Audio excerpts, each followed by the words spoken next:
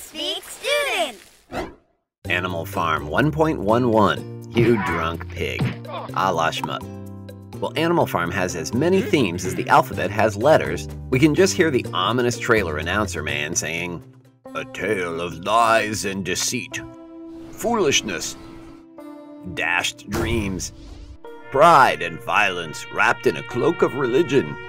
Dramatic? Very. But when you consider that all that stuff really happened in the human world, maybe it isn't dramatic enough.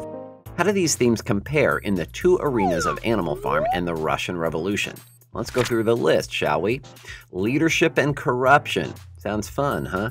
Animal Farm was ruled by pigs led by Napoleon. The Russian Revolution was ruled by an inner circle led by Stalin. Both leaders starved their followers, worked them like slaves, had dealings with the enemy, and lived a luxurious life while their followers lived in misery. They don't make corruption much worse than this.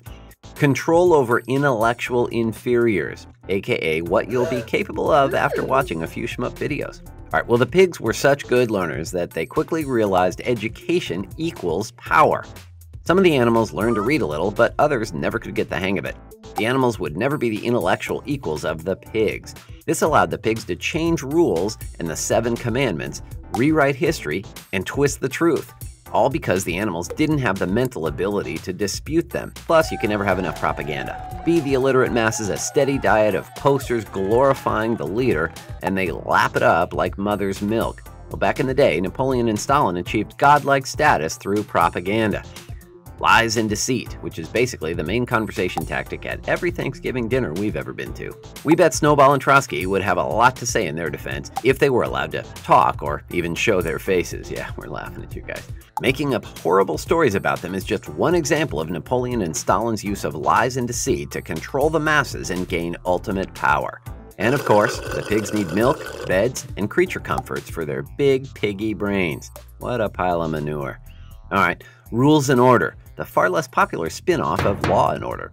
You know the phrase, do as I say, not as I do? Yeah, we don't like it either. It wasn't just the pigs who lived a double standard. Stalin did it too. We don't see him starving or sacrificing his life for the cause, or industrialization, or war, or, well, really anything. Rules are different for those who make them. The founding principle of the revolution that everybody should be treated and paid equally was soon distorted in favor of the powerful elite. They were obviously more equal in both Animal Farm and Russian Revolution. Well, foolishness and folly, basically us thinking anyone at Thanksgiving dinner would be interested in our latest episode of Rules and Order. Well, but in the context of Animal Farm, of course, the first creature we think of is the fashionista, Molly. But other animals are kind of foolish too. The sheep foolishly bleat without really knowing why. Even Boxer foolishly declares, when he clearly isn't. And remember the folly of the windmill. The hope that it would change the animals' lives kept them focused and dedicated. Well, in Russia, great masses of the population believed Stalin's propaganda so thoroughly that they too thought he was always right despite their own windmill industrialization. Dreams, hopes, plans.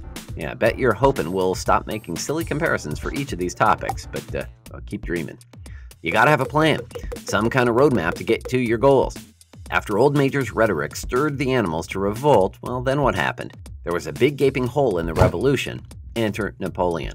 In Russia, after Lenin died, Stalin swooped in like a vulture on a pig carcass. He had dreams and hopes, but they were for himself, not his country. All right, next up, cunning and cleverness. Napoleon was cunning, Squealer was clever. Together, they were a formidable act, convoluting the truth and stomping all over the intent of the revolution. Stalin and his propaganda ministry were a juggernaut in Russia doing the same thing. The windmill in Animal Farm and industrialization in Russia were clever promises of a better life for the masses that turned out to be empty. All right, up to bat next, violence. Well, fear is a great motivator for compliance. Your followers are less likely to give you trouble if they know it might be the last thing they ever do. Like Stalin said, death solves all problems. No man, no problem. He eliminated every possible objector, real or imagined, numbering into the millions.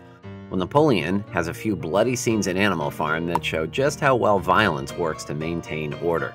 Next up, pride, but unfortunately no prejudice. Sit this one out there, Darcy. Some pride is good, unless you're a megalomaniac. Napoleon and Stalin fit right in with Dr. Evil, Caligula, and Lord Voldemort. And national pride can be an oppressive tool too. The animals wanted the neighboring farms to believe they were doing well. Well, who wants to be the butt of jokes about a failed revolution? That certainly wasn't on Stalin's list of favorite things either. So they skewed the numbers, spread false rumors of abundance, and put on a good show of bounty in the middle of great lack. Okay, last up, religion.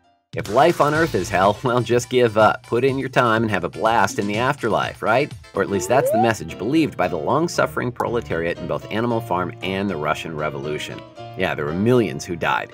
We hope they're getting their groove on in heaven, except for those megalomaniacs. Animal Farm. It's an alphabet soup of themes. And be careful of food poisoning.